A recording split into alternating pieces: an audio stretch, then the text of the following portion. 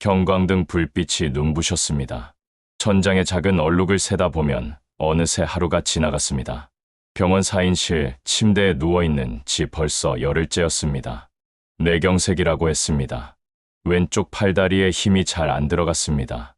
복도에서 들려오는 발소리, 세 걸음마다 멈칫하는 저 발걸음, 제 큰아들 민철이었습니다. 60이 넘었는데도 여전히 조급한 걸음걸이는 그대로였습니다. 아버지, 주무세요? 민철이가 커튼을 젖히며 들어섰습니다. 뒤따라 들어오는 딸 수연이와 막내 민수, 삼남매가 다 모였습니다. 좋은 일로 모일 리는 없었습니다. 안 자고 있다. 제 목소리는 예전 같지 않았습니다. 힘이 없고 떨렸습니다. 민철이가 침대 옆 의자를 당겨 앉으며 서류 봉투를 꺼냈습니다. 아버지, 저희가 상의한 게 있어서요. 이제 혼자 계시기 힘드실 것 같아서 요양원 알아봤습니다. 요양원, 그 단어가 가슴에 박혔습니다. 내가 아직 정신은 멀쩡한데, 아버지, 그게 아니라 전문적인 케어가 필요하시잖아요. 재활 치료도 받으셔야 하고. 수연이가 거들었습니다. 하지만 그 눈빛에서 저는 알았습니다. 이건 걱정이 아니라 부담이라는 걸. 요양원비는 어떻게 하려고? 제가 묻자 셋이 눈빛을 교환했습니다. 아버지, 국민연금이랑 저희가 조금씩 보태면 될 것 같아요. 그리 비싼 데는 아니고요. 조금씩. 그 말 속에 담긴 의미를 모를 제가 아니었습니다. 창밖을 봤습니다. 11월의 하늘은 잿빛이었습니다. 저 하늘 아래 어딘가에 제 땅이 있었습니다. 역삼동, 서초동, 논현동, 50년 전 논밭이던 그곳들, 한 평에 몇백 원 하던 시절, 구두 닦기가 모은 돈으로 한 평씩 사 모았던 그 땅들. 아버지, 대답 안 하시네. 막내 민수가 조심스럽게 말했습니다. 셋 중에 그나마 이 녀석이 제일 나았습니다. 하지만 그것도 비교의 문제일 뿐이었습니다. 알았다. 니들 하고 싶은 대로 해라. 아버지, 그럼 여기 서류의 서명만. 민철이가 서류를 내밀었습니다. 요양원 입소 동의서. 천천히 읽어 내려갔습니다. 월 입소비 120만 원. 6인실. 경기도 어딘가. 6인실이야? 네. 그게 제일 저렴해서요. 아버지 혼자 쓰시는 돈도 아니고. 수연이의 말이 끝나기도 전에 민철이가 핸드폰을 받습니다. 아, 아버지 죄송한데 저 회사 일 때문에 급해서 먼저 가봐야 할 것 같아요. 서명은 나중에 하셔도 되니까. 그렇게 민철이가 나가고 수연이도 애들 학원 데려다 줘야 해서 라며 황급히 자리를 떴습니다. 막내 민수만 남았습니다. 아버지, 죄송해요. 뭐가? 저희가 좀 더 여유가 있었으면 좋은 대로 모실 텐데. 민수의 목소리에 진심이 섞여 있었습니다. 하지만 그 진심도 120만 원의 벽을 넘지는 못했습니다. 괜찮다. 가봐라. 너도 바쁠 테니까. 민수가 나간 후 병실은 다시 고요해졌습니다. 옆 침대 환자의 거친 숨소리만 들릴 뿐이었습니다. 저는 천천히 침대 옆 서랍을 열었습니다. 제일 안쪽에 숨겨둔 낡은 가죽 지갑. 그 안에 작은 열쇠 하나. 이 열쇠가 여는 금고 안에는 48장의 등기부등본이 들어 있었습니다. 1974년 역삼동 첫 땅을 샀을 때가 생각났습니다. 구두 닦기 수입으로 모은 돈 15만 원. 친구들이 미쳤다고 했습니다. 강남. 거긴 두꺼비밖에 없는 곳인데 땅을 왜 사? 하지만 저는 알았습니다. 서울은 커질 거고 언젠가 강남도 도시가 될 거라는 걸. 그래서 10년간 한 평씩, 두 평씩 모았습니다. 아내 병원비가 필요할 때도 팔지 않았습니다. 아이들 대학 등록금이 필요할 때도 버텼습니다. 언젠가 이 땅들이 너희를 지켜줄 거야. 그렇게 생각하며 50년을 살았습니다. 하지만 지금 제 자식들은 저를 월 120만 원짜리 6인실 요양원으로 보내려 했습니다. 제가 누군지도 모르고 복도에서 또 발소리가 들렸습니다. 이번에는 간호사였습니다. 할아버지, 혈압 재러 왔어요. 팔을 내밀었습니다. 혈압계가 팔을 조였습니다. 삐삐삐. 오늘은 좀 높으시네요. 스트레스 받으셨어요? 아니, 괜찮아. 간호사가 나갔습니다. 다시 혼자였습니다. 창밖의 잿빛 하늘을 봤습니다. 어디선가 까치가 울었습니다. 이제 보여줘야 할 때가 온 건가. 50년간 꽁꽁 숨겨왔던 비밀. 구두 닦기 할아버지가 아닌 강남 땅 48필지를 가진 또 다른 제 모습. 주머니에서 오래된 명함 한 장을 꺼냈습니다. 법무법인 정진 대표 변호사 정태수. 30년 전부터 제 땅 관리를 맡아온 사람. 핸드폰을 꺼내 천천히 번호를 눌렀습니다. 떨리는 손가락. 신호음이 3번 울렸습니다. 여보세요. 정 변호사님. 저 김동진입니다. 이제 그걸 공개할 때가 된 것 같습니다. 정 변호사와의 통화를 끊은 지 이틀이 지났습니다. 사흘 후에 뵙겠습니다. 사장님. 그가 마지막으로 한 말이었습니다. 사장님. 그 호칭을 들은 지가 얼마만이었습니까? 오늘은 퇴원하는 날이었습니다. 아니, 요양원으로 가는 날이라고 해야 맞았습니다. 아버지, 짐 다 챙기셨어요? 민철이가 들어섰습니다. 손에는 요양원 입소 서류 봉투. 오늘따라 그 봉투가 유난히 커 보였습니다. 옷 몇 벌이랑 세면도구만 챙기시면 돼요. 어차피 거기서 다 제공되니까. 어차피. 그 말이 자꾸 귀에 걸렸습니다. 침대에서 일어나 작은 가방에 짐을 넣었습니다. 낡은 면도기, 칫솔, 갈아입을 내복 2벌. 80년 인생이 이 작은 가방 하나에 들어갔습니다. 아버지, 근데 통장이랑 도장은 제가 보관하는 게 낫지 않을까요? 요양원에서 잃어버리실 수도 있고. 통장, 네, 국민연금이랑 기초연금 나오는 거요. 제가 관리해서 요양원비 내드리는 게 편하시잖아요. 민철이의 목소리는 친절했습니다. 하지만 그 눈빛은 그렇지 않았습니다. 통장은 내가 갖고 있을게. 아버지, 그러시면 저희가 매달 돈 받으러 거기까지 가야 되는데요. 그럼 가면 되잖아. 한 달에 한 번 정도는 아버지 얼굴 볼 수 있고. 민철이의 얼굴이 굳었습니다. 문이 열리고 수연이가 들어섰습니다. 손에 든 건 제 낡은 지갑. 아빠, 이거 서랍에 있던 건데 혹시 필요하신 돈 있으세요? 제가 정리 좀 할게요. 수연이가 지갑을 뒤적였습니다. 10,000원짜리 몇 장, 그리고 낡은 사진 1장, 돌아가신 아내와 찍은 흑백 사진, 현금이 38만 원 있네요. 요양원 가시면 돈 쓸 일도 없으실 텐데. 그건 내 돈이야. 알아요. 그래도 제가 보관해드리는 게. 수현아, 제 목소리에 힘을 줬습니다. 수연이의 손이 멈췄습니다. 그 돈은 내 엄마 제사 지낼 돈이야. 손대지 마. 네. 수연이가 지갑을 돌려줬습니다. 하지만 그 눈빛에서 저는 봤습니다. 실망. 38만 원에 대한 실망. 막내 민수가 휠체어를 끌고 들어왔습니다. 형, 차 가져왔어. 아버지, 타실 수 있으세요? 걸을 수 있어. 그래도 병원 규정이. 휠체어에 앉았습니다. 50년간 남의 구두를 닦으며 서 있던 이 다리로 이제는 휠체어에 앉았습니다. 복도를 지나갔습니다. 간호사들이 인사했습니다. 할아버지, 건강하세요. 건강. 그게 가능하기나 한 말이었습니까? 엘리베이터 안. 민철이가 핸드폰을 봤습니다. 수연이는 거울로 화장을 고쳤습니다. 민수만 제 어깨에 손을 얹었습니다. 아버지, 자주 뵈러 갈게요. 그래. 하지만 저는 알았습니다. 자주는 한 달에 한 번이 되고, 한 번은 2달에 한 번이 되고, 결국엔 명절에나 얼굴 한 번 보는 사이가 된다는 걸. 주차장. 민철이의 중형 세단이 서 있었습니다. 아버지, 뒷좌석에 타세요. 차에 올랐습니다. 가죽 시트에서 새 차 냄새가 났습니다.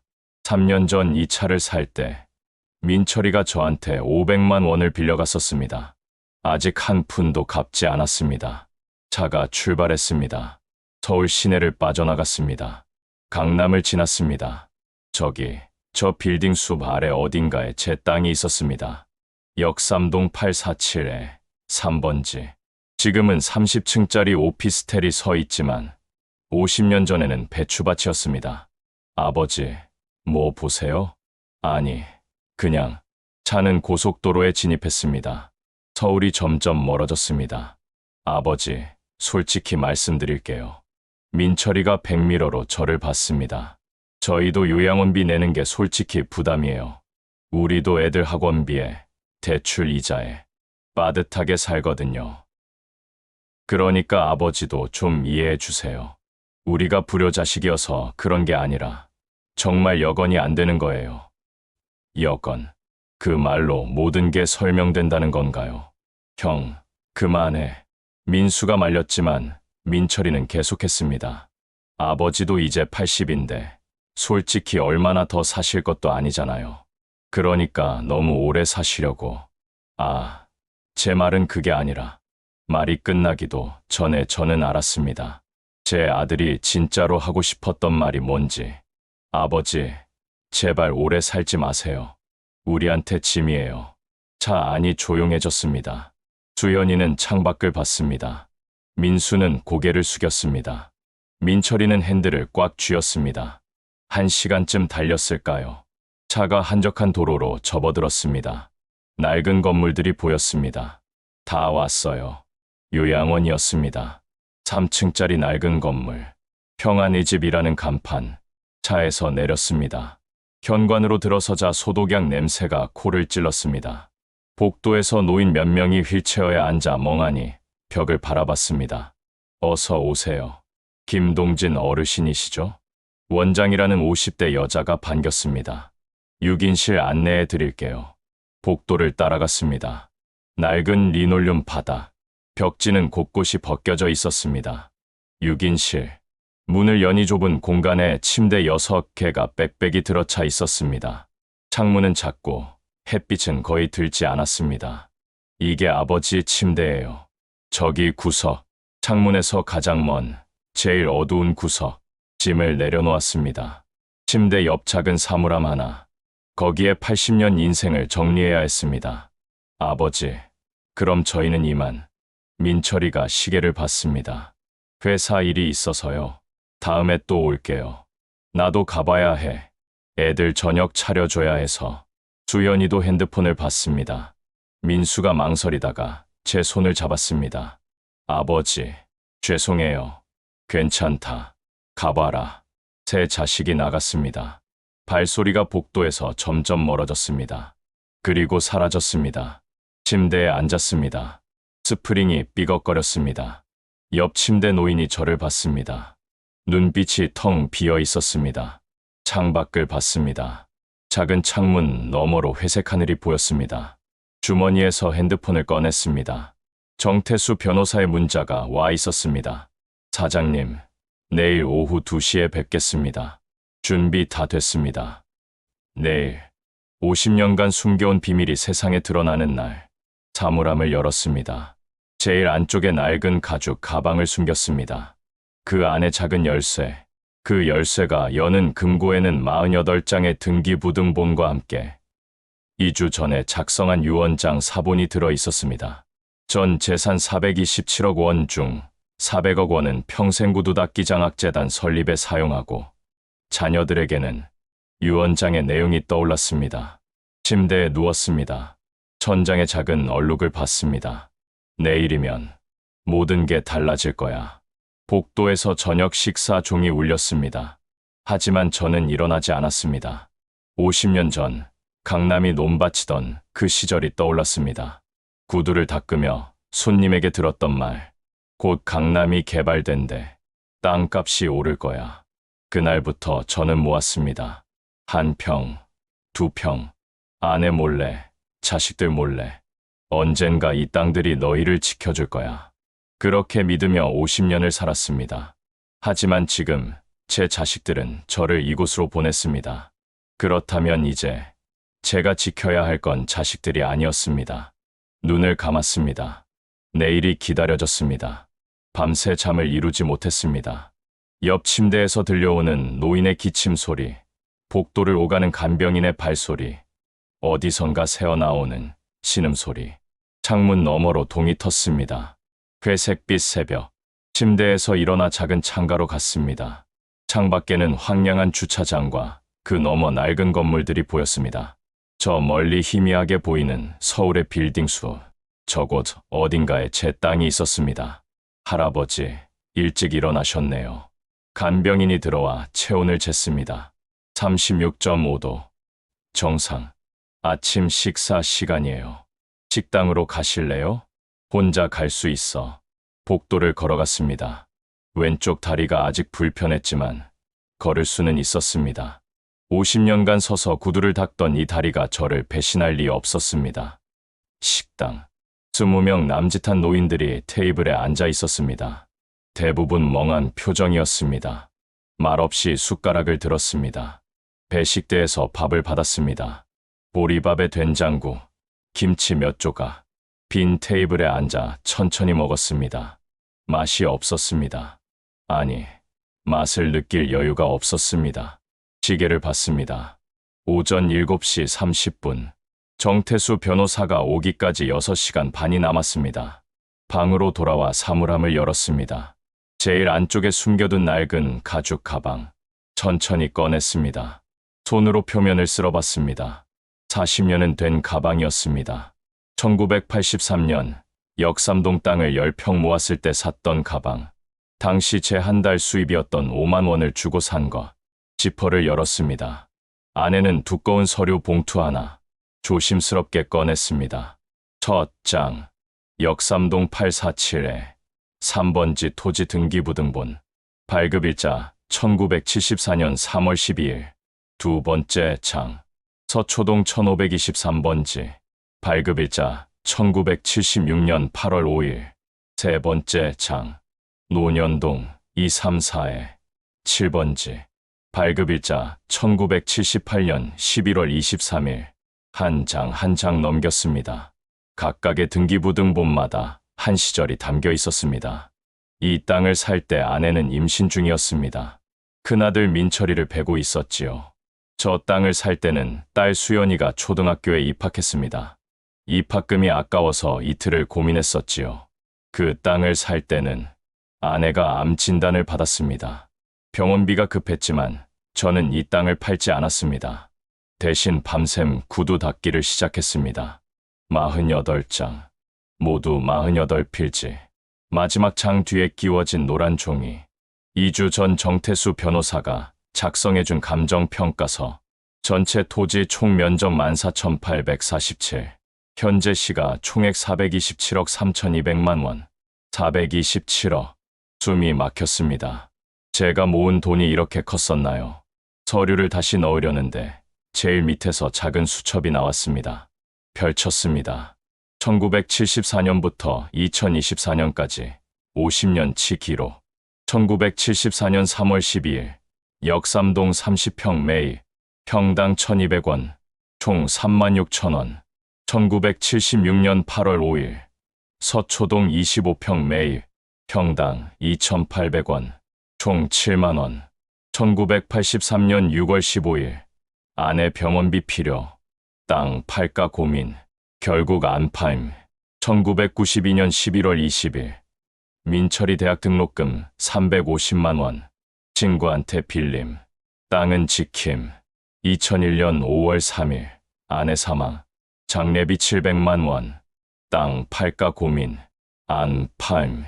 마지막 페이지. 2024년 10월 15일 뇌경색 진단. 자식들이 요양원 얘기. 이제 공개할 때인가. 수첩을 덮었습니다. 눈시울이 뜨거워졌습니다. 50년. 한 번도 자랑하지 않았습니다. 한 번도 말하지 않았습니다. 그저 묵묵히 모았습니다. 언젠가 이 땅들이 너희를 지켜줄 거야. 하지만 이제 그 계획은 바뀌었습니다. 핸드폰을 꺼냈습니다. 정태수 변호사에게 문자를 보냈습니다. 올 때 공증인도 함께 데려오세요. 유 원장 최종 서명하겠습니다. 답장이 곧 왔습니다. 알겠습니다. 사장님. 오후 2시 정각에 뵙겠습니다. 시계를 봤습니다. 오전 9시. 5시간이 남았습니다. 서류를 다시 가방에 넣고 사물함 깊숙이 숨겼습니다. 옆 침대 노인이 저를 힐끗 봤습니다. 하지만 그의 눈빛은 텅 비어 있었습니다. 아무것도 보지 못했습니다. 복도로 나갔습니다. 작은 휴게실이 있었습니다. TV에서는 아침 뉴스가 나왔습니다. 강남 재개발 구역이 또다시 확대됩니다. 역삼동 일대 1200가구가 역삼동 제 땅이 있는 곳 소파에 앉아 뉴스를 봤습니다. 화면에 비치는 빌딩들. 저 땅 밑에 50년 전 제가 샀던 논밭이 있었습니다. 할아버지, 면회 오셨어요. 간병인의 목소리에 고개를 돌렸습니다.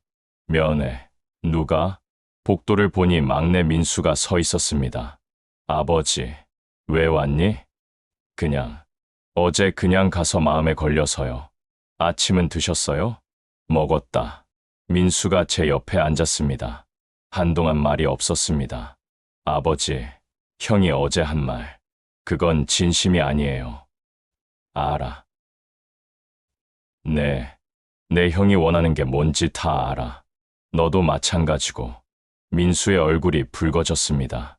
아버지, 저는 괜찮다. 이해해. 다들 살기 바쁜데 늙은 아비 챙길 여유가 어딨겠니? 아버지, 민수야. 네, 오늘 오후에 다시 와라. 형하고 누나도 데리고. 왜요? 무슨 일 있으세요? 보여줄 게 있다. 뭔데요? 오면 알아. 민수가 불안한 표정으로 저를 봤습니다. 하지만 더 이상 묻지 않았습니다. 알겠어요. 형이랑 누나한테 연락해 볼게요. 몇 시에 오면 돼요? 2시. 민수가 나갔습니다. 발소리가 복도에서 사라졌습니다. 다시 혼자였습니다. 휴게실 창문으로 주차장이 보였습니다. 민수의 차가 빠져나갔습니다. 시계를 봤습니다. 오전 10시 30분. 3시간 반이 남았습니다. 방으로 돌아갔습니다. 침대에 누웠습니다. 천장을 봤습니다. 50년 전이 떠올랐습니다. 서울역 앞 구두 닦기 박스. 20살 청년이던 저는 그곳에서 하루 종일 무릎을 꿇고 구두를 닦았습니다. 아저씨, 강남이 개발된대요. 땅 사두면 대박이래요. 단골 손님이 던진 말. 그게 시작이었습니다. 강남, 거긴 두꺼비 천지인데? 친구들은 비웃었습니다. 하지만 저는 믿었습니다. 서울은 커질 거고, 강남도 언젠가 도시가 될 거라고. 그래서 모았습니다. 하루 벌이 3,000원 중 1,000원씩. 한 달이면 3만 원. 1년이면 36만 원. 그 돈으로 역삼동 땅 30평을 샀습니다. 평당 1,200원. 친구들은 미쳤다고 했습니다. 하지만 10년 후, 그 땅값은 100배가 됐습니다. 그때부터 저는 멈추지 않았습니다. 한 평씩, 2평씩, 50년간 모았습니다. 그리고 오늘 427억의 주인이 됐습니다. 하지만 그 돈으로 행복했나요? 아니었습니다. 아내는 병원비가 아까워 참다가 늦게 발견된 암으로 죽었습니다. 자식들은 저를 구두 닦기 아비라고 부끄러워했습니다. 그리고 지금 요양원으로 보냈습니다. 눈물이 흘렀습니다. 여보, 내가 잘못 산 건가? 복도에서 종이 울렸습니다. 점심시간. 일어나지 않았습니다. 배가 고프지 않았습니다. 핸드폰 알람을 맞췄습니다. 오후 1시 50분. 눈을 감았습니다. 10분 후면 모든 게 달라졌습니다. 50년간 숨겨온 구두 닦기 할아버지의 비밀이 세상에 드러났습니다. 알람이 울렸습니다. 오후 1시 50분. 침대에서 일어나 세면대로 갔습니다. 거울 속 제 얼굴. 80년을 살아온 주름진 얼굴. 하지만 오늘따라 눈빛만큼은 달랐습니다. 찬물로 세수를 했습니다. 차가운 물이 정신을 깨웠습니다. 사물함에서 가장 나은 옷을 꺼내 입었습니다. 30년은 된 면 재킷. 아내 장례식 때 입었던 것. 그 이후로 한 번도 입지 않았습니다. 거울 앞에 섰습니다. 재킷의 먼지를 털어냈습니다. 오늘은 구두 닦기 김동진이 아니라 427억 주인 김동진으로 서야 해. 복도로 나갔습니다. 휴게실 창문으로 주차장이 보였습니다. 검은색 고급 세단 한 대가 들어섰습니다. 정태수 변호사의 차였습니다. 심장이 빨리 뛰었습니다. 50년을 기다린 순간이 왔습니다. 현관 쪽으로 걸어갔습니다. 요양원 원장이 어리둥절한 표정으로 변호사를 맞이하고 있었습니다. 어르신을 찾아오신 거면 먼저 연락을. 김동진 사장님과 약속이 있습니다. 정태수 변호사의 목소리는 단호했습니다. 60대 중반의 그는 30년 전이나 지금이나 변함없이 카리스마가 있었습니다. 사장님이요. 저희 요양원에는 그런 분이 왔습니다. 제가 복도 끝에서 말했습니다. 정태수 변호사가 저를 보더니 깊게 고개를 숙였습니다. 사장님, 오랜만입니다. 원장의 눈이 동그래졌습니다. 사장님이라는 호칭이 낯선 모양이었습니다. 상담실을 좀 써야 할 것 같은데요. 아, 네. 이쪽으로 오세요. 원장이 안내한 곳은 1층 작은 상담실이었습니다. 테이블 하나와 의자 4개가 전부였습니다. 정태수 변호사 옆에는 50대 남자가 한 명 더 있었습니다. 사장님, 소개해 드립니다. 공증 담당 이철수 변호사입니다. 처음 뵙겠습니다. 이철수 변호사가 인사했습니다. 손에는 서류 가방. 자녀분들은 오시는 중인가요? 곧 올 겁니다. 정태수 변호사가 테이블에 서류 가방을 올려놓았습니다. 두꺼운 가죽 서류 가방. 그 안에 50년의 비밀이 들어 있었습니다. 사장님, 그동안 정말 고생 많으셨습니다. 고생은 무슨, 당신이 더 수고했지. 아닙니다. 30년간 사장님 땅 관리하면서 저도 많이 배웠습니다. 구두 닦기로 시작해서 427억을 모으신 분은 처음이었으니까요. 427억. 그 숫자가 입 밖으로 나오니 현실감이 들었습니다. 복도에서 목소리가 들렸습니다. 아버지 어디 계세요? 민철이의 목소리였습니다. 여기다. 문이 열리고 세 자식이 들어왔습니다. 민철이, 수연이, 민수. 셋 다 의아한 표정이었습니다. 아버지, 무슨 일이세요? 갑자기 오라고 하셔서. 민철이가 정태수 변호사를 보더니 멈칫했습니다. 이분들은 누구세요? 소개하지. 정태수 변호사님이고 이쪽은 이철수 변호사님이야. 변호사요? 수연이가 놀라며 물었습니다. 네, 저는 법무법인 정진 대표 정태수입니다. 정태수 변호사가 명함을 꺼냈습니다. 민철이가 받아들더니 눈이 커졌습니다. 법무법인 정진, 강남에서 제일 큰. 왜 갑자기 변호사가 오신 거예요? 수연이의 목소리에 경계심이 묻어났습니다. 앉아라. 다들. 제가 자리를 가리켰습니다. 세 자식이 어리둥절한 표정으로 앉았습니다. 저는 창가 쪽 의자에 앉았습니다. 정태수 변호사는 제 옆에, 이철수 변호사는 그 옆에 앉았습니다. 테이블 건너편에 세 자식이 나란히 앉았습니다. 아버지, 대체 무슨 일이에요? 민철이가 조바심을 냈습니다. 50년 동안 너희한테 숨긴 게 있다. 숨긴 게요? 응, 이제 말해줄 때가 된 것 같아서. 정태수 변호사가 서류 가방 지퍼를 천천히 열었습니다. 그 소리가 상담실에 울렸습니다. 세 자식의 시선이 서류 가방에 고정됐습니다. 사장님, 먼저 재산 목록부터 보여드릴까요? 그래. 정태수 변호사가 서류 한 묶음을 꺼냈습니다. A4 용지로 20장은 되어 보였습니다. 이게 뭔데요? 수연이가 물었습니다. 아버님의 재산 목록입니다. 재산 목록이요? 아버지가 무슨... 민철이의 말이 끊겼습니다. 정태수 변호사가 첫 장을 펼쳤기 때문입니다. 강남구역 3동 847에 3번지. 토지 면적 294제곱미터. 현 시가 120억 원. 친무. 서초구 서초동 1523번지. 토지 면적 245제곱미터. 현 시가 95억 원. 민수의 입이 벌어졌습니다. 강남구 논현동 234에 7번지. 토지 면적 183제곱미터. 현 시가 72억 원. 수연이가 의자에서 미끄러질 뻔했습니다. 이게 무슨... 민철이가 떨리는 목소리로 물었습니다. 계속할까요, 사장님? 다 읽어줘. 정태수 변호사는 차분하게 계속했습니다. 1장, 2장, 3장, 20장의 서류를 모두 읽는데 10분이 걸렸습니다. 그 10분 동안 세 자식은 한마디도 하지 못했습니다. 총 48개 필지. 전체 토지 면적 14,847제곱미터. 현재 시가 총액. 정태수 변호사가 마지막 장을 펼쳤습니다. 427억 3,200만 원입니다. 숫자가 공기 중에 떠돌았습니다. 427억. 민철이가 벌떡 일어났습니다.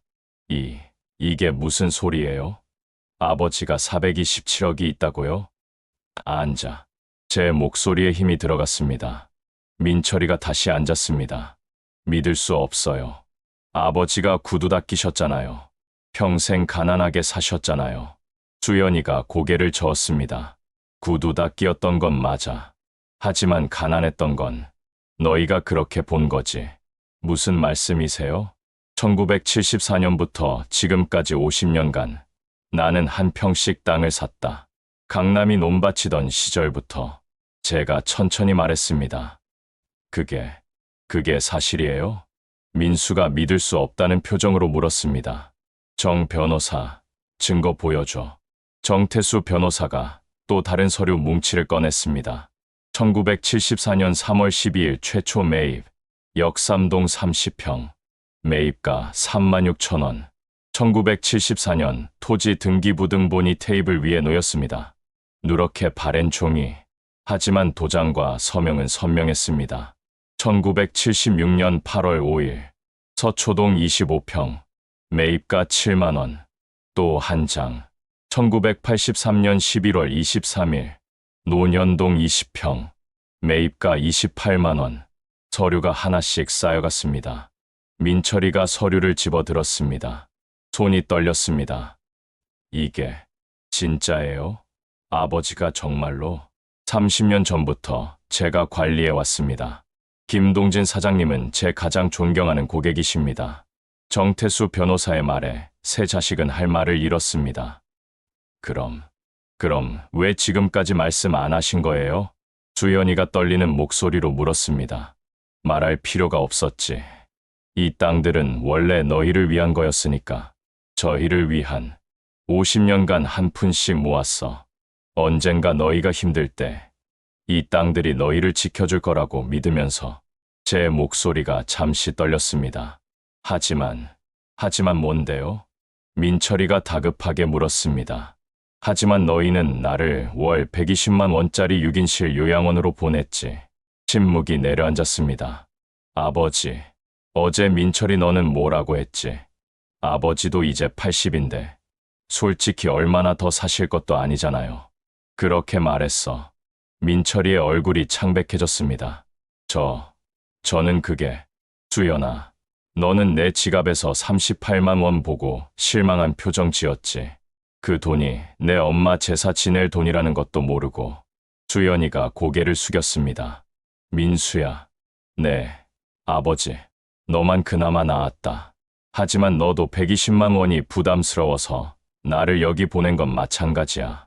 민수의 눈에서 눈물이 흘렀습니다. 정태수 변호사가 조심스럽게 말했습니다. 사장님, 유 원장 말씀하시겠습니까?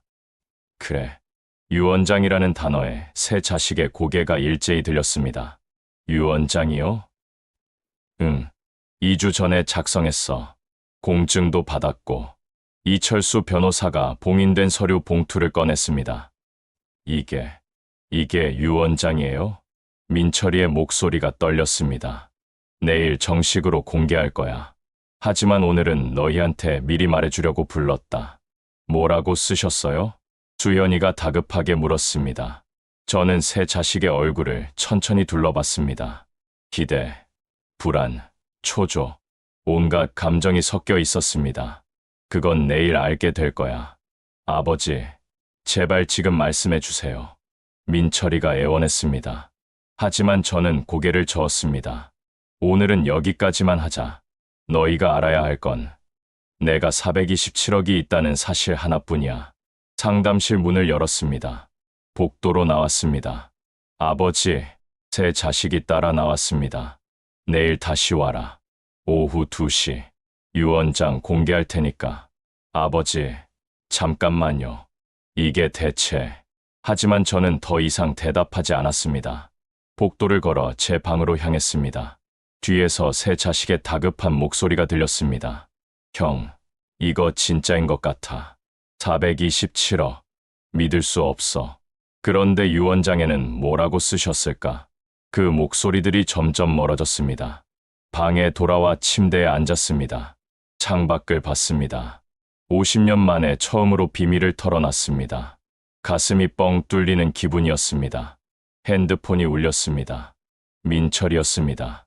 받지 않았습니다. 또 울렸습니다. 수현이었습니다. 역시 받지 않았습니다. 세 번째, 민수였습니다. 잠시 망설이다가 받았습니다. 아버지. 왜, 아버지, 저희가 정말 잘못했어요. 민수의 목소리에 진심이 묻어났습니다. 내일 얘기하자. 네, 알겠습니다. 죄송해요, 아버지. 전화를 끊었습니다. 창밖으로 주차장이 보였습니다. 민철이와 수연이가 차 앞에서 무언가 격하게 이야기하고 있었습니다. 손짓 발짓이 거칠었습니다. 427억. 그 숫자가 이미 그들을 바꿔놓기 시작했습니다. 침대에 누웠습니다. 천장을 봤습니다. 여보, 내일이면 모든 게 끝나. 50년의 침묵이 끝나고 이제 심판의 시간이 올 것이었습니다. 그날 밤 잠을 이룰 수 없었습니다. 아니, 이미 잠들 생각이 없었습니다. 50년간 준비해온 마지막 순간이 내일 오후 2시에 펼쳐질 것이었습니다. 핸드폰이 계속 울렸습니다. 민철이, 수연이, 그리고 민수까지 1시간에 10번도 넘게 전화가 왔습니다. 받지 않았습니다. 자정이 넘어서야 전화가 멈췄습니다. 창밖을 봤습니다. 11월의 차가운 달빛이 주차장을 비췄습니다. 내일이면 50년의 침묵이 끝나 새벽 5시 동이 트기 시작했습니다. 일어나 세수를 했습니다. 거울 속 제 얼굴을 봤습니다. 80년을 살아온 얼굴이지만 오늘만큼은 당당했습니다. 식당으로 갔습니다. 이른 시간이라 노인 몇 명만 있었습니다. 아침을 먹었습니다. 오늘따라 밥맛이 느껴졌습니다. 할아버지, 오늘 표정이 좋으시네요. 간병인이 말했습니다. 오늘은 좋은 날이거든. 무슨 좋은 일 있으세요? 곧 알게 될 거야. 방으로 돌아와 사물함을 열었습니다. 어제 입었던 면 재킷을 다시 꺼냈습니다. 오전 9시 핸드폰이 다시 울리기 시작했습니다. 이번에도 받지 않았습니다. 오전 11시 복도에서 목소리가 들렸습니다. 아버지, 아버지 계세요? 민철이의 목소리였습니다. 다급했습니다. 문을 두드리는 소리. 아버지, 저예요. 문 열어주세요. 일어나 문을 열었습니다. 민철이가 서 있었습니다. 밤새 잠 못 잔 얼굴이었습니다. 눈 밑에 다크서클이 짙었습니다. 들어와. 민철이가 들어와 문을 닫았습니다. 아버지, 어젯밤 전화 안 받으셨죠? 받을 필요가 없었지. 아버지, 제발 말씀해 주세요. 유언장에 뭐라고 쓰셨어요? 민철이의 목소리가 떨렸습니다. 오후 2시에 공개한다고 했잖아. 아버지, 저 1시도 못 잤어요. 427억이 있다는 걸 알게 됐는데 유언장 내용이 궁금해서. 궁금하면 기다려. 아버지, 민철이가 소리쳤습니다. 하지만 이내 목소리를 낮췄습니다. 죄송합니다. 제가 너무 흥분했네요. 그런데 아버지, 저희가 그동안 잘못했어요. 정말로요. 잘못한 게 뭔데? 요양원으로 보낸 거, 아버지한테 차갑게 대한 거. 다요. 민철이의 말에 진심이 섞여 있었습니다. 하지만 그 진심이 427억 때문인지 아니면 정말 뉘우친 건지 알 수 없었습니다. 그래, 알았어. 오후 2시에 다시 와. 형, 누나도 같이 와도 돼요? 당연하지. 셋 다 와야지.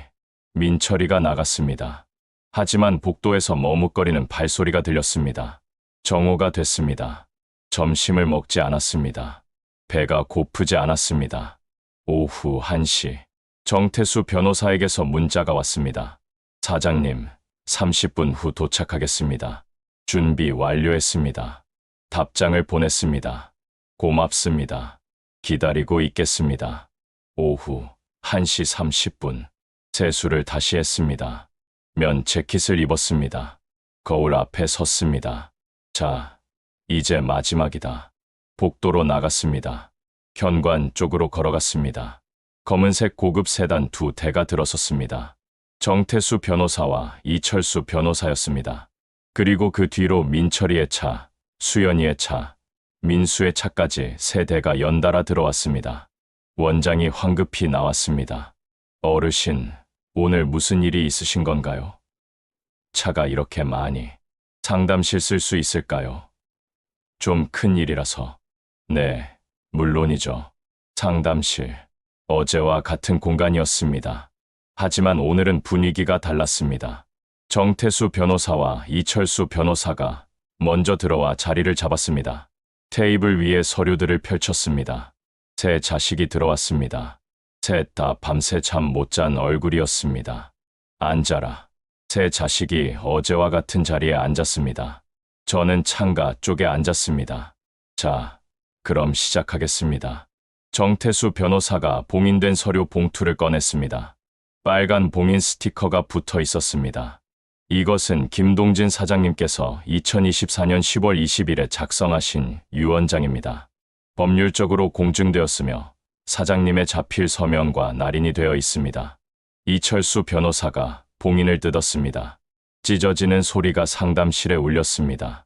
새 자식의 눈이 서류에 고정됐습니다. 유언장을 낭독하겠습니다. 정태수 변호사가 천천히 읽기 시작했습니다. 유언자 김동진은 정신이 온전한 상태에서 다음과 같이 유언합니다. 침묵. 제1조. 본인이 소유한 전체 부동산 48개 필지, 현 시가 총액 427억 3,200만 원에 대하여 다음과 같이 처분합니다. 민철이가 침을 삼켰습니다. 제2조. 전체 재산 중 400억 원은 평생구두닦기장학재단 설립에 사용합니다. 이 재단은 가난한 가정의 청소년들에게 학비를 지원하며 특히 부모님을 모시며 공부하는 효자, 효녀 학생을 우선 선발합니다. 수연이의 얼굴이 창백해졌습니다. 제3조. 남은 27억 원에서 각종 세금과 비용을 제한 금액을 다음과 같이 분배합니다. 민수가 테이블을 움켜잡았습니다. 장남 김민철에게 5억 원. 민철이의 눈이 커졌습니다. 장녀 김수연에게 5억 원. 수연이가 한숨을 내쉬었습니다.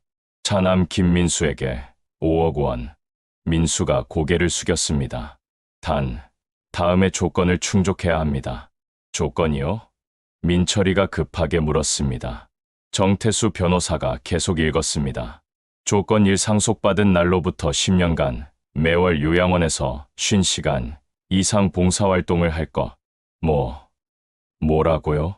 수연이가 벌떡 일어났습니다. 조건 2 매달 본인을 찾아와 최소 2회 이상 면회할 것. 이건 민철이의 목소리가 떨렸습니다. 조건 3 상기 조건을 위반할 시 상속받은 금액 전액을 재단에 기부할 것. 침묵이 내려앉았습니다. 이게 말이 돼요? 수연이가 소리쳤습니다. 400억은 재단에 주시고 저희한테는 고작 5억씩이요. 그것도 10년간 봉사하라고요? 조용히 해. 제 목소리에 수연이가 입을 다물었습니다. 정 변호사, 계속해. 제4조. 만약 자녀들이 상기 조건을 거부할 경우 해당 자녀의 몫은 전액 재단으로 귀속됩니다. 아버지, 민철이가 소리쳤습니다. 427억이나 되는데 왜 저희한테는 15억밖에 안 주시는 거예요? 15억이 적어? 제가 차갑게 물었습니다. 적은 게 아니라 비율이 너무 안 맞잖아요. 저희가 아버지의 자식인데. 자식, 그 말이 입에서 나오네. 일어났습니다. 창가로 걸어가 새 자식을 바라봤습니다. 너희가 나를 어떻게 대했는지 기억하니? 월 120만 원짜리 6인실 요양원. 민철아, 내가 직접 골랐지. 제일 저렴한 곳으로. 민철이가 고개를 숙였습니다. 수연아, 넌 내 지갑에서 38만 원 보고 실망했지. 내 엄마 제사 지낼 돈이라는 것도 모르고. 수연이가 눈물을 닦았습니다. 민수야, 넌 그래도 나았어. 하지만 너도 120만 원이 부담스러워서 형 누나 편 들었지. 민수의 눈에서 눈물이 흘렀습니다. 50년간 나는 구두를 닦으며 땅을 샀어. 1평, 2평, 너희를 위해서였어. 목소리가 떨렸습니다. 내 엄마가 암 진단받았을 때도 땅을 안 팔았어. 병원비가 급했지만 언젠가 애들이 필요할 거야 라고 생각하며 버텼어. 아버지, 너희 대학 등록금이 필요할 때도 안 팔았어.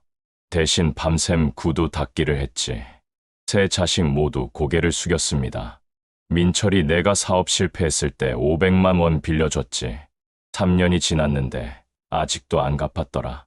민철이의 어깨가 떨렸습니다. 수연아, 내가 시집 갈 때 전세 자금 3천만 원 줬지. 그 돈도 내 땅에서 나온 거야. 수연이가 울음을 터뜨렸습니다. 민수야, 내 아들 대학 입학금 500만 원도 내가 댔지. 민수가 무릎을 꿇었습니다. 아버지, 죄송합니다. 정말 죄송합니다. 50년을 그렇게 살았어. 너희를 위해서 창밖을 봤습니다. 회색 하늘. 하지만 너희는 나를 짐이라고 불렀지. 민철아, 내가 차 안에서 한 말 기억나니? 솔직히 얼마나 더 사실 것도 아니잖아요. 민철이가 바닥에 이마를 찧었습니다. 그때 깨달았어. 내가 지켜야 할 건 너희가 아니라는 걸. 다시 자리에 앉았습니다. 400억은 나처럼 가난하지만 꿈이 있는 아이들한테 갈 거야. 부모님 모시며 공부하는 효자, 효녀들에게. 아버지, 너희한테는 5억씩 줄게. 단 10년간 매달 요양원에서 50시간씩 봉사해. 그리고 나를 한 달에 2번은 찾아와. 그건 너무. 수연이가 말하다가 멈췄습니다. 너무 많이 요구하는 거야. 10년간 월 50시간이면 일주일에 12시간 정도야. 하루 2시간도 안 돼. 정태수 변호사가 말했습니다. 참고로 5억 원을 받으시면 10년간 총 6억 원 이상의 가치를 얻으시는 겁니다. 이자와 세금 혜택까지 고려하면요. 하지만 민철이가 말하다가 제 눈빛을 보고 입을 다물었습니다. 선택해. 조건을 받아들이고 5억 받을 건지 아니면 거부하고 한 푼도 못 받을 건지. 상담실이 조용해졌습니다. 민수가 먼저 입을 열었습니다. 저는 받아들이겠습니다, 아버지. 민수야. 민철이가 동생을 봤습니다. 형, 아버지 말씀이 맞아요. 우리가 잘못했어요. 10년간 봉사하는 거 당연히 해야죠. 민수가 제게 절을 했습니다. 아버지, 지금까지 불효했습니다. 앞으로 정말 잘하겠습니다. 수연이도 천천히 고개를 끄덕였습니다. 저도 받아들일게요. 아버지, 죄송해요. 민철이만 남았습니다. 한참을 고민하던 민철이가 입을 열었습니다. 아버지, 솔직히 말씀드릴게요. 처음에는 화가 났어요. 427억이나 되는데 15억만 준다는 게. 하지만 지금 생각해보니 저희가 받을 자격도 없네요. 5억도 아깝죠. 민철이의 목소리가 떨렸습니다. 그런데도 아버지는 기회를 주시잖아요. 10년간 제대로 효도하라고. 민철이가 눈물을 닦았습니다. 받아들이겠습니다. 그리고 10년 아니라 평생 아버지 모시겠습니다. 세 자식이 모두 고개를 숙였습니다. 저는 그 모습을 지켜봤습니다. 50년 만에 처음으로 자식들이 진심으로 고개를 숙이는 모습을. 정 변호사. 네, 사장님. 자녀들이 조건을 받아들였으니 법적 절차 진행해 주세요. 알겠습니다. 이철수 변호사가 서류 3장을 꺼냈습니다. 서명하시면 됩니다. 조건 이행 동의서입니다. 세 자식이 떨리는 손으로 서명했습니다. 모든 절차가 끝났습니다. 그럼 오늘은 여기까지입니다. 수고하셨습니다. 정태수 변호사가 서류를 정리했습니다. 자식들이 일어났습니다. 하지만 쉽게 나가지 못했습니다. 민수가 제게 다가왔습니다. 아버지, 정말 죄송했습니다. 괜찮다. 이제 시작이니까. 수연이도 다가왔습니다. 아버지, 사랑해요. 늦었지만 이제라도 제대로 하겠습니다. 민철이가 마지막으로 다가왔습니다. 아버지, 용서해 주세요. 제가 정말 짐승만도 못했습니다. 알았어.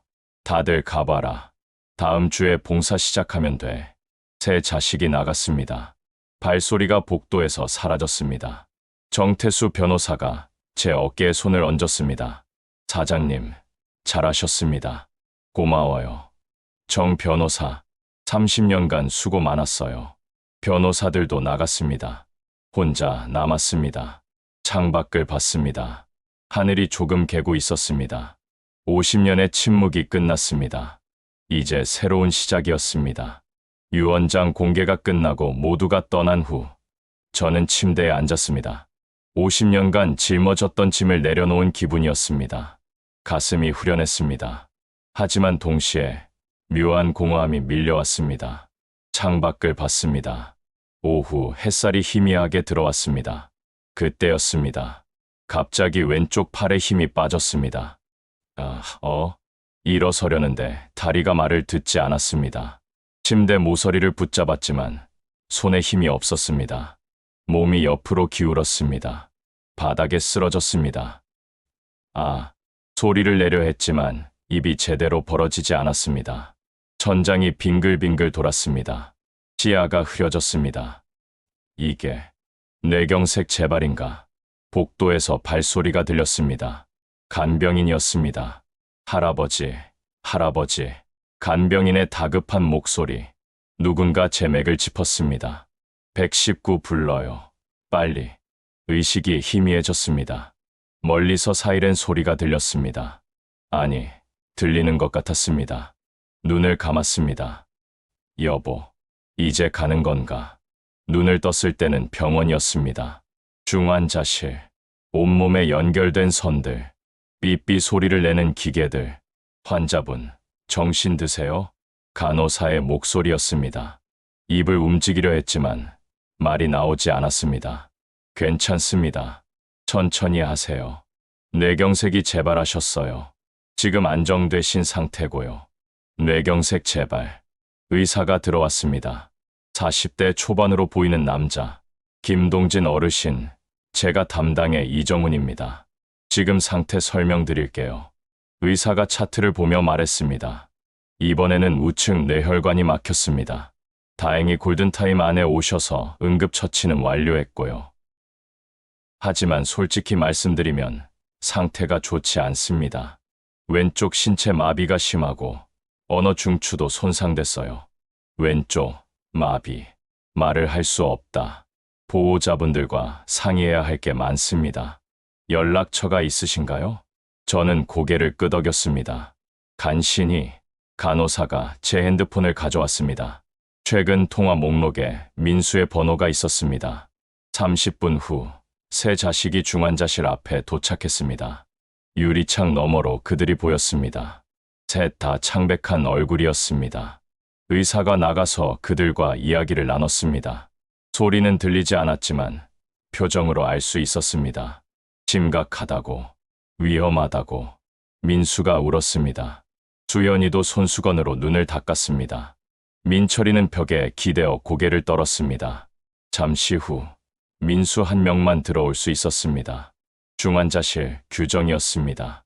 아버지, 민수가 제 손을 잡았습니다. 따뜻한 손이었습니다. 의사 선생님이 그러시는데 많이 위험하시대요. 저는 눈으로만 대답했습니다. 그런데 아버지, 수술을 해야 한대요. 뇌혈관 스텐트 시술이요. 근데 그게 비용이 많이 든대요. 5천만 원 정도요. 5천만 원. 그리고 수술 후에도 재활 치료를 계속 받으셔야 하는데 그것도 한 달에 300만 원씩. 민수의 목소리가 떨렸습니다. 아버지, 저희가 어떻게든 마련해 볼게요. 하지만 저는 알았습니다. 5천만 원이 그들에게 얼마나 큰 돈인지. 민수가 나가고 다시 혼자가 됐습니다. 천장을 봤습니다. 하얀 천장, 형광등. 이제 진짜 시험이 시작되는구나. 어제 유언장에 서명한 자식들. 5억을 받기 위해 조건을 받아들인 자식들. 하지만 그것이 진심이었는지 아니면 돈 때문이었는지는 이제부터 알게 될 것이었습니다. 그날 밤, 세 자식이 중환자실 밖에서 회의를 했습니다. 유리창 너머로 보였습니다. 소리는 들리지 않았지만 몸짓으로 알 수 있었습니다. 민철이가 뭔가 강하게 주장했습니다.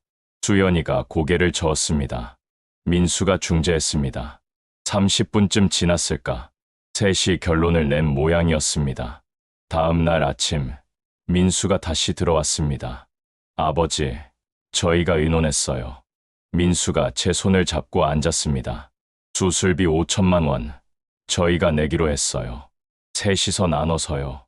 저는 놀라서 민수를 봤습니다. 형이 2천만 원, 누나가 1,500만 원, 제가 1,500만 원 내기로 했어요. 대출받아서라도 마련할게요. 아버지 살리는 게 먼저니까. 민수의 눈에서 눈물이 떨어졌습니다. 아버지, 저희 진심이에요. 어제 유 원장 서명한 것도 5억 때문이 아니에요. 정말로 잘못했다는 걸 깨달았어요. 저는 민수의 손을 꽉 잡았습니다. 왼손은 움직이지 않았지만 오른손은 아직 힘이 있었습니다. 그리고 재활치료비도 저희가 낼게요. 매달 300만 원, 3명이서 100만 원씩 내면 되니까. 고개를 끄덕였습니다. 눈물이 흘렀습니다. 이 녀석들, 진심이구나. 하지만 그때 복도에서 다른 목소리가 들렸습니다. 오빠, 그러면 안 돼. 수연이의 목소리였습니다. 날카로웠습니다. 민수가 밖으로 나갔습니다. 저는 유리창 너머로 지켜봤습니다. 무슨 소리야? 우리 아버지 수술비인데. 민수가 물었습니다. 오빠, 생각해봐. 5천만 원에 매달 300만 원이면 1년이면 8,600만 원이야. 수연이가 계산기를 두드렸습니다. 그게 어쨌다고? 어쨌다고? 우리가 5억씩 받는데 그 돈 다 병원비로 날리면 뭐해? 수연이의 말에 민철이가 끼어들었습니다. 수연이 말도 일리가 있어. 솔직히 아버지 연세가 80인데 수술해봤자. 형, 민수가 소리쳤습니다. 뭘 그래? 나도 아버지 살리고 싶어. 근데 현실적으로 생각해봐. 수술 성공률도 50%밖에 안 된대. 민철이가 말했습니다. 그리고 수술 성공해도 완전히 회복되는 게 아니래. 평생 누워 계셔야 할 수도 있대. 그럼 병원비는 계속 나가는 거잖아. 5억 다 날릴 수도 있어. 수연이가 거들었습니다. 그러니까 우리 현실적으로 생각하자. 아버지도 연세가 있으시니까. 민수가 두 사람을 똑바로 봤습니다. 형, 누나, 지금 무슨 소리 하는 거야? 아버지를 포기하자는 거야? 포기가 아니라 현실을 보자는 거지. 민철이가 한숨을 쉬었습니다. 어차피 아버지가 돌아가시면 유 원장대로 재단에 400억 가고 우리는 5억씩 받는 거잖아. 그럼 그걸로 끝이야. 형, 근데 지금 5천만 원 써서 수술하고 매달 300만 원씩 쓰면 우리 5억에서 몇 년 안에 2억씩은 날아가. 수연이가 덧붙였습니다. 맞아. 그리고 만약 아버지가 오래 사시면 5억 다 쓰고도 모자랄 수 있어. 저는 유리창 너머로 그 광경을 지켜봤습니다. 어제의 눈물은 거짓이었을까? 어제의 사과는 연기였을까? 결국 돈이었을까? 민수가 두 사람에게 등을 돌렸습니다. 나는 형, 누나랑 다르게 생각해. 나는 아버지 살리는 게 먼저야. 민수야, 혼자서라도 할 거야. 1,500만 원 내가 대출받아서 낼게. 그리고 매달 재활비도 내가 부담할게. 너 혼자 어떻게 감당해? 모르겠어. 그래도 해야지. 아버지를 포기할 순 없어. 민수가 중환자실로 다시 들어왔습니다. 아버지, 제가 알아볼게요. 수술 진행하시는 거 맞죠?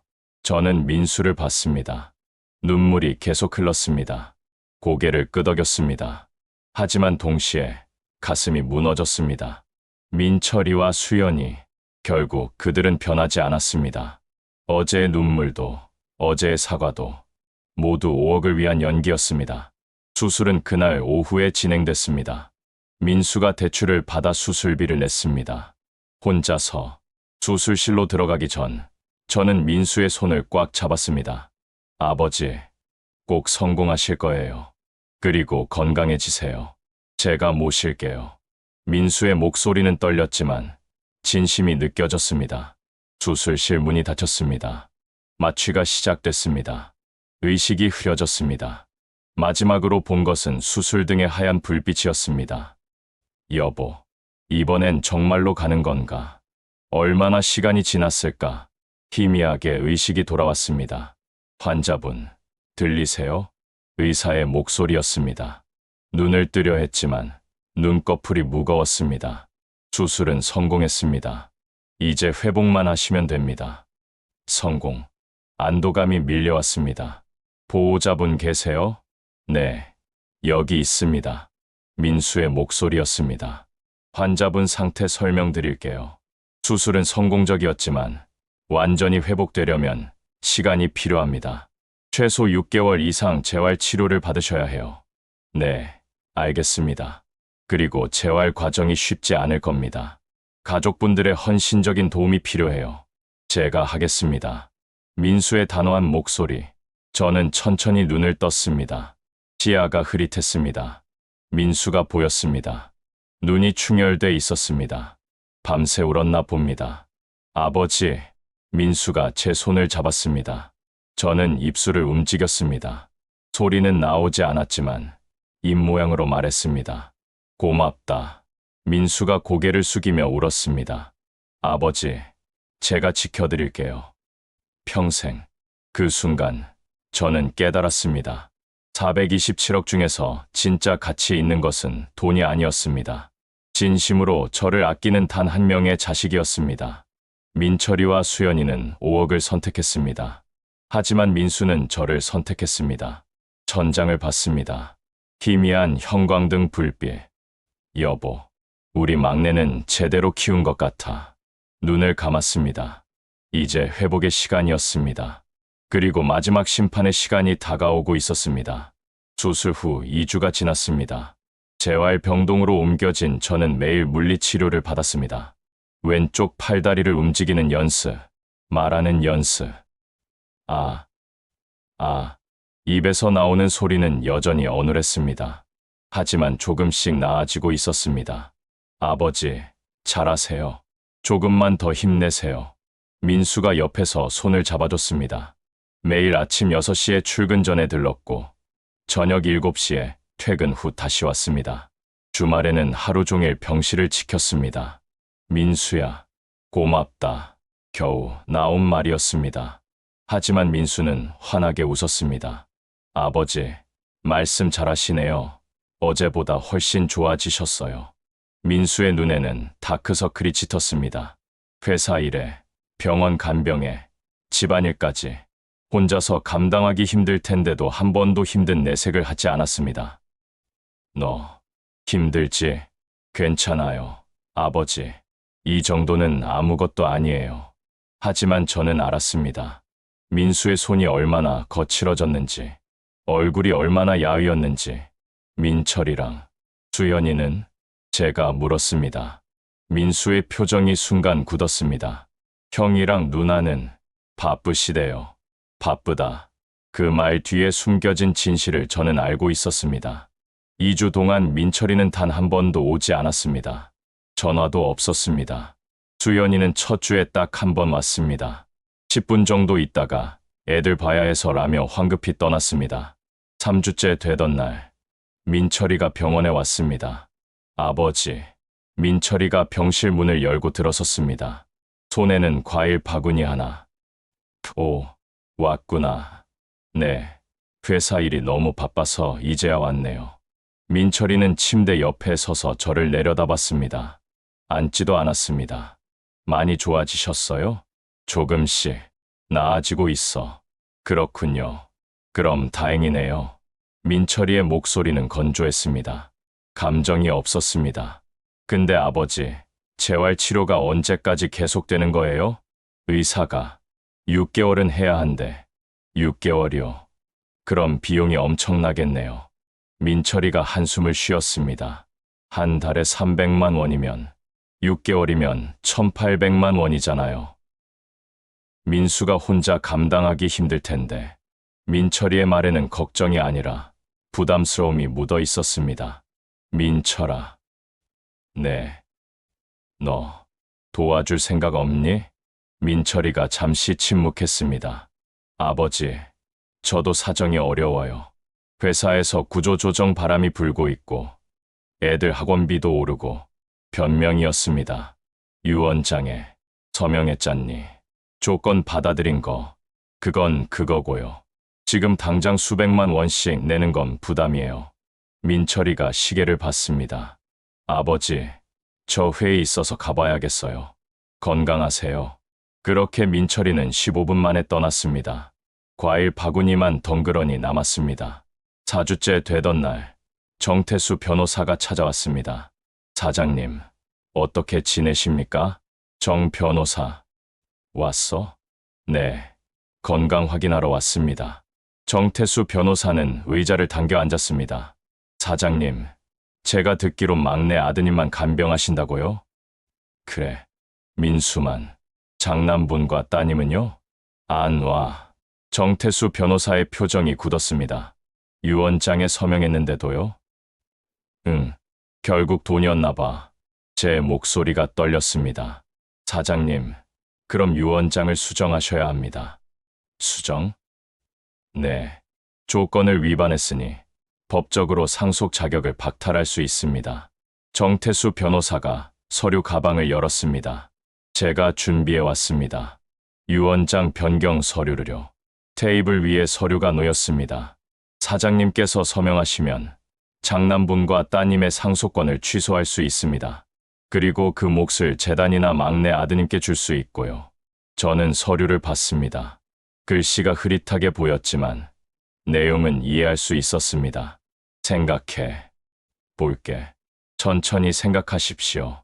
하지만 사장님, 이대로 두시면 그들은 5억을 받고도 아무 책임을 안 질 겁니다. 정태수 변호사가 일어났습니다. 일주일 후에 다시 오겠습니다. 그때 결정하십시오. 5주째 되던 어느 날 밤, 병실 문이 열렸습니다. 민철이와 수연이었습니다. 둘이 함께, 아버지. 왜, 이 밤에? 시계는 밤 9시를 가리키고 있었습니다. 아버지, 저희가 상의할 게 있어서요. 민철이가 문을 닫았습니다. 수연이가 침대 옆에 섰습니다. 아버지, 솔직히 말씀드릴게요. 수연이의 목소리는 차가웠습니다. 저희 유언장 조건 이행 못하겠어요. 매달 50시간 봉사에 한 달에 2번 면회, 10년간요. 불가능해요. 수연이가 팔짱을 꼈습니다. 저는 애들 키워야 하고 남편 뒷바라지해야 해요. 아버지까지 챙길 여유 없어요. 민철이가 거들었습니다. 저도 마찬가지예요. 회사 다니면서 매달 50시간 봉사, 현실적으로 불가능하거든요. 그럼 5억 포기하겠다는 거니? 제가 물었습니다. 둘이 눈빛을 교환했습니다. 아버지, 우리 제안이 있어요. 민철이가 한 걸음 다가왔습니다. 유언장을 다시 쓰시죠. 조건 없이 저희한테 5억씩 주시는 걸로요. 뭐라고? 아버지도 돌아가시기 전에 자식들이랑 편하게 지내고 싶으시잖아요. 조건 때문에 서로 불편한 것보다 낫잖아요. 수연이가 말했습니다. 저는 두 사람을 바라봤습니다. 믿을 수 없었습니다. 너희가 진짜로 그런 말을 하는 거니? 아버지, 현실적으로 생각하세요. 조건 이행 못하면 어차피 한 푼도 못 받는 거잖아요. 그럼 서로 손해예요. 민철이가 말했습니다. 차라리 조건 없이 주시고 저희는 편하게 살고 그게 다 좋은 거 아니에요? 저는 한참을 침묵했습니다. 50년간 모은 돈, 자식들을 위해 평생을 바친 세월, 그 끝이 이것이었습니까? 나가. 네, 나가라고 했어. 당장. 제 목소리에 힘이 들어갔습니다. 아버지, 화내지 마시고. 나가. 소리쳤습니다. 병실이 울렸습니다. 복도에서 간호사가 뛰어왔습니다. 어르신, 큰일 나요. 혈압이 확 올라가셨어요. 민철이와 수연이가 황급히 나갔습니다. 간호사가 혈압을 재고 안정제를 놓았습니다. 어르신, 진정하세요. 흥분하시면 안 돼요. 하지만 저는 진정할 수 없었습니다. 눈물이 흘러내렸습니다. 여보, 내가 뭘 잘못한 거야. 다음 날 아침, 민수가 들어왔습니다. 아버지, 어젯밤에 무슨 일 있었어요? 간호사가 혈압이 많이 올랐다고. 저는 민수에게 어젯밤 일을 말했습니다. 민철이와 수연이가 한 말을. 민수의 얼굴이 창백해졌습니다. 형이랑 누나가 그런 말을 했어요? 응, 민수가 주먹을 쥐었습니다. 아버지, 제가 형이랑 누나한테 얘기해 볼게요. 됐어. 소용없어. 아버지, 민수야. 네. 정 변호사 불러줘. 결정했어. 민수가 전화를 걸었습니다. 1시간 후, 정태수 변호사가 도착했습니다. 사장님, 부르셨습니까? 응. 유 원장, 바꿀 거야. 어떻게 바꾸시겠습니까? 저는 천천히 또박또박 말했습니다. 민철이랑 수연이 상속권 취소. 네. 5억씩 재단으로. 정태수 변호사가 펜을 꺼냈습니다. 그럼 총 410억이 재단으로 가는 거고요. 막내 아드님은요? 저는 민수를 봤습니다. 눈물을 흘리고 있는 민수를. 민수한테 17억. 17억이요? 응. 원래 5억에 민철이, 수연이 목 12억 더해서. 민수가 고개를 저었습니다. 아버지, 저는 그런 거 필요 없어요. 5억도 많아요. 받아. 넌 자격이 있어. 아버지, 너만 진짜 자식이었어. 민수가 제 손을 잡고 울었습니다. 정태수 변호사가 새 유언장을 작성했습니다. 사장님, 여기 서명하시면 됩니다. 떨리는 손으로 펜을 잡았습니다. 서명했습니다. 김동진, 50년 인생의 마지막 서명이었습니다. 공증은 제가 처리하겠습니다. 이제 법적으로 확정됐습니다. 정태수 변호사가 서류를 접었습니다. 사장님, 잘 결정하셨습니다. 진짜 자식은 따로 있는 법이죠. 일주일 후, 민철이와 수연이가 다시 왔습니다. 아버지, 저희가 잘못했어요. 민철이가 무릎을 꿇었습니다. 지난번에 그런 말 한 거 정말 미안해요. 제정신이 아니었어요. 수연이도 눈물을 흘렸습니다. 아버지, 저희 정말 잘할게요. 조건대로 다 할게요. 봉사도 하고 매달 찾아뵐게요. 하지만 저는 이미 알고 있었습니다.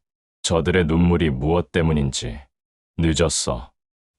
네, 유 원장. 바꿨어. 민철이의 얼굴이 굳었습니다. 뭐라고요? 너희 상속권 취소했어. 재단으로 가. 아, 아버지. 수연이가 소리쳤습니다. 그럼 저희는요? 5억은요? 없어. 한 푼도. 민철이가 벌떡 일어났습니다. 아버지, 그건 너무하시잖아요. 저희가 뭘 어떻게 했다고. 너희가 뭘 했는지 모르겠니? 제 목소리는 떨렸지만 단호했습니다. 수술비 냈니? 재활비 냈니? 한 번이라도 진심으로 날 돌봤니? 민수만 혼자서 다 했어. 너희는 돈 계산만 했지. 수연이가 바닥에 주저앉았습니다. 아버지, 한 번만 기회를. 한 번만요. 기회는 이미 줬어. 너희가 차버렸지. 민철이가 문을 향해 걸어갔습니다. 좋아요. 알겠습니다. 이제 끝이네요. 문을 쾅 닫고 나갔습니다. 수연이도 울면서 뒤따라 나갔습니다. 병실이 조용해졌습니다. 민수가 제 손을 잡았습니다. 아버지, 괜찮으세요? 응. 이제 시원해. 창밖을 봤습니다. 햇살이 따뜻하게 들어왔습니다. 50년간 짊어졌던 짐을 완전히 내려놓았습니다. 진짜 자식과 가짜 자식을 구별했습니다. 이제 남은 건 회복뿐이었습니다. 그리고 민수와 함께할 새로운 시작이었습니다. 6개월이 흘렀습니다. 재활은 힘들었지만 저는 포기하지 않았습니다.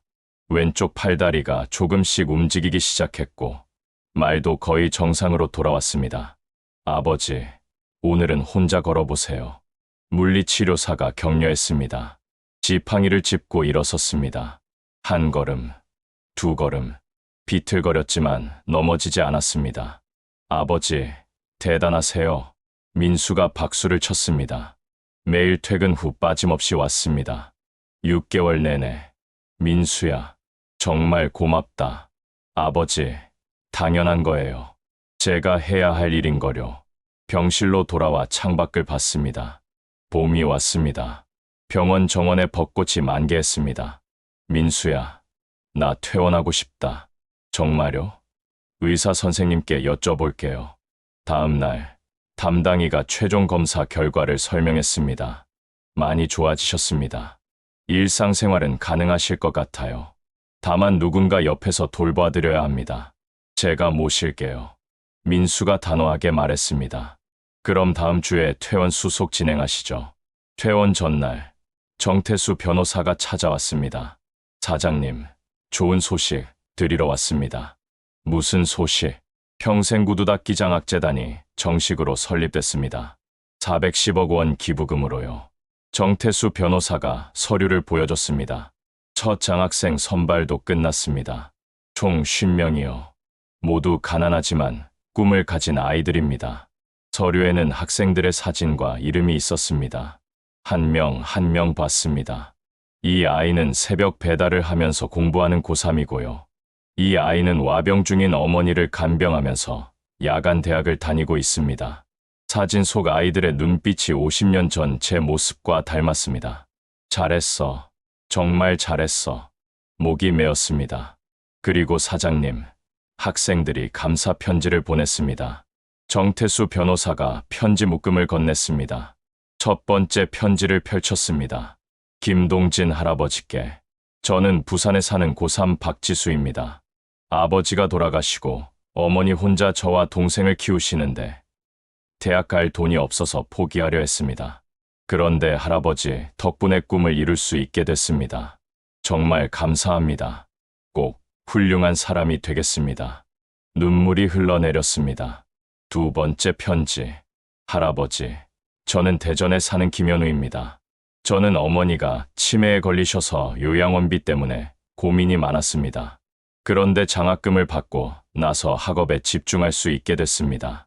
할아버지처럼 효자가 되겠습니다. 한 장 한 장 읽었습니다. 50통의 편지 모두. 사장님이 50년간 모은 돈이 이렇게 50명의 인생을 바꿨습니다. 정태수 변호사가 말했습니다. 고맙네. 정말 고마워. 제가 50년간 구두를 닦으며 모은 돈이 이제 누군가의 희망이 됐습니다. 퇴원하는 날, 민수가 새 집으로 데려갔습니다. 아버지, 여기에요. 깔끔한 2층 집이었습니다. 작은 마당도 있었습니다. 민수야, 이게 제가 마련했어요. 아버지 모시고 살 집이요. 17억 중에서? 네, 일부 썼어요. 아버지 편하게 사시라고요. 집 안으로 들어갔습니다. 1층에는 제 방이 마련돼 있었습니다. 햇볕이 잘 드는 남향방. 마당에 채소도 심을 수 있어요. 아버지 좋아하시잖아요. 민수가 환하게 웃었습니다. 방 한쪽 벽에 액자가 걸려 있었습니다. 50년 전 아내와 찍은 흑백 사진. 민수야, 어떻게 이 사진을? 병원에서 아버지 지갑에 있던 거 확대해서 액자로 만들었어요. 사진 속 아내가 웃고 있었습니다. 25살, 막 결혼했을 때의 모습. 여보, 보고 있어. 우리 막내 이렇게 컸어. 사진에 손을 댔습니다. 그날 저녁, 민수의 아내 은지와 아들 준호도 왔습니다. 할아버지, 이제 저희랑 같이 사세요. 준호가 제 손을 잡았습니다. 20살 대학생. 준호야, 할아버지가 패 끼치는 거 아니니? 무슨 말씀이세요? 저 할아버지랑 같이 살고 싶었어요. 준호의 눈이 맑았습니다. 준호야, 공부는 잘하니? 네, 장학금 받아요. 할아버지가 세우신 재단에서요. 평생구두닦기장학재단 1기 장학생이에요. 민수가 옆에서 말했습니다. 아버지, 준호가 조건에 딱 맞았어요. 부모 모시면서 공부하는 효자 학생. 가슴이 뭉클했습니다. 준호야, 열심히 해라. 할아버지가 응원한다. 네, 할아버지. 그날 밤, 저는 오랜만에 가족과 함께 저녁을 먹었습니다. 민수가 만든 된장찌개, 은지가 구운 생선, 준호가 차린 밥상. 아버지, 맛있으세요? 응, 정말 맛있다. 50년 만에 처음으로 느끼는 따뜻함이었습니다. 2주 후, 민철이에게서 문자가 왔습니다. 아버지, 정말 죄송합니다. 제가 짐승만도 못했습니다. 용서를 바라지 않습니다. 그저 아버지 건강하시길 바랍니다. 수연이에게서도 왔습니다. 아버지, 매일 후회하며 살고 있어요. 다시는 얼굴 보여드리지 않겠습니다. 건강하세요. 저는 답장하지 않았습니다. 할 말이 없었습니다. 민수에게 물었습니다. 형이랑 누나는 어떻게 지내니? 힘들게 사는 것 같아요. 형은 회사에서 해고됐고 누나는 남편이랑 사이가 안 좋대요. 그래도 전 연락하고 지내요. 형제니까요. 민수는 끝까지 따뜻했습니다. 민수야, 넌 참 착하다.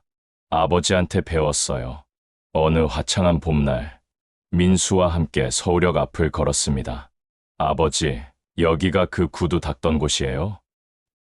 응, 저기 저 모퉁이. 60년 전 20살 청년이던 제가 구두 닦기 박스를 펼쳤던 바로 그 자리. 지금은 깔끔한 광장이 됐지만 그 시절의 기억은 선명했습니다. 아버지, 그때 정말 힘드셨겠어요. 힘들었지. 하루 종일 무릎 꿇고 있으니까. 그런데 신기하게도 힘들다는 생각보다 희망이 더 컸어. 희망이요? 응. 언젠가는 나도 잘 살 수 있을 거라는 희망. 강남 땅이 금이 될 거라는 희망. 그리고 너희를 잘 키울 수 있을 거라는 희망. 광장 벤치에 앉았습니다. 민수야. 네, 아버지. 아버지가 50년간 배운 게 하나 있어. 뭐예요? 돈은 사람을 시험한다는 거야. 민수가 조용히 들었습니다. 민철이랑 수연이는 돈 때문에 변했어. 427억이 있다는 걸 알고 나서 눈빛부터 달라졌지. 하지만 너는 달랐어. 5억이고 17억이고 그런 건 중요하지 않았어. 그냥 아버지가 살아있는 게 중요했지. 민수의 눈에 눈물이 맺혔습니다. 민수야, 그게 진짜 부자야. 돈보다 사람이 먼저인 사람. 아버지, 넌 이미 부자야. 마음이. 민수가 제 어깨에 머리를 기댔습니다. 서울역 광장에 봄바람이 불었습니다. 그날 밤, 저는 일기를 썼습니다. 50년 만에 처음 쓰는 일기였습니다. 2025년 5월 15일. 오늘 민수와 함께 서울역에 다녀왔다. 60년 전 내가 구두를 닦던 그 자리. 참 많은 시간이 흘렀다. 50년간 427억을 모았다. 하지만 그 돈으로 산 건 결국 진실이었다. 민철이와 수연이는 돈을 보았고 민수는 아버지를 보았다. 그래서 깨달았다. 내가 50년간 진짜로 모은 건 돈이 아니라 진짜 자식 한 명이었다는 것을. 여보, 이제야 알겠어. 당신이 돌아가기 전에 했던 말. 민수를 잘 봐주세요. 당신은 이미 알고 있었구나. 누가 진짜 자식인지. 이제 나도 알았어. 그리고 이제는 편안해. 410억이 50명의 아이들 인생을 바꿨어. 구두 닦기 할아버지의 마지막 선물이 누군가의 희망이 됐어. 이보다 더 행복한 일이 어디 있겠어. 고맙습니다, 여보. 그리고 고맙다, 민수야. 구두 닦기 김동진. 일기장을 덮었습니다. 창밖으로 별이 보였습니다. 아내가 좋아하던 북두칠성. 여보, 보고 있어? 별이 반짝였습니다. 눈을 감았습니다. 80년 인생이 주마등처럼 지나갔습니다. 구두 닦기로 시작해서 427억 부동산 재벌이 되고 410억을 기부하고 진짜 자식을 찾아낸 인생. 후회는 없었습니다. 여보, 조금만 기다려. 곧 갈게. 평화로운 미소를 지으며 잠들었습니다. 10년 후, 준호는 의사가 됐습니다. 평생구두닦기장학재단 일기 출신 첫 의사. 그는 무료 진료소를 열어 가난한 노인들을 치료했습니다. 할아버지가 주신 기회, 다른 분들께 돌려드리고 싶어요. 민수는 재단 이사장이 됐습니다. 매년 100명의 학생들에게 장학금을 줬습니다. 김동진 할아버지는 그들이 지켜보는 가운데 90세의 나이로 평온하게 눈을 감았습니다. 장례식장에는 놀라운 광경이 펼쳐졌습니다. 500명이 넘는 장학생들이 찾아왔습니다. 10년간 재단의 도움을 받은 모든 학생들. 할아버지가 아니었으면 저는 지금 없었을 거예요. 할아버지 덕분에 꿈을 이뤘습니다. 평생 기억하겠습니다. 민철이와 수연이도 맨 뒷줄에 서 있었습니다. 고개를 숙인 채 장례식이 끝나고 민수가 아버지 영정 앞에 섰습니다. 아버지, 이제 편히 쉬세요. 아버지가 평생 모은 돈이 500명의 인생을 바꿨어요. 구두 닦기 할아버지의 선물은 계속될 거예요. 영원히. 영정 속 김동진 할아버지가 환하게 웃고 있었습니다. 구두를 닦던 그 손으로 모은 돈이 마침내 세상을 밝히는 빛이 됐습니다. 오늘도 끝까지 함께 해주셔서 진심으로 감사합니다. 돈보다 더 소중한 건 결국 가족의 마음이라는 걸 오늘 이야기를 통해 다시 생각하게 되네요. 여러분은 어떻게 느끼셨나요? 댓글로 남겨주시면 서로 나눌 수 있어 더 좋겠습니다. 앞으로도 이런 감동적인 사연과 인생의 교훈을 담은 이야기들을 계속 받아보시려면 구독과 좋아요, 그리고 알림 설정까지 부탁드립니다. 여러분의 응원 덕분에 제가 더 힘을 내어 좋은 이야기 전해드릴 수 있습니다. 감사합니다.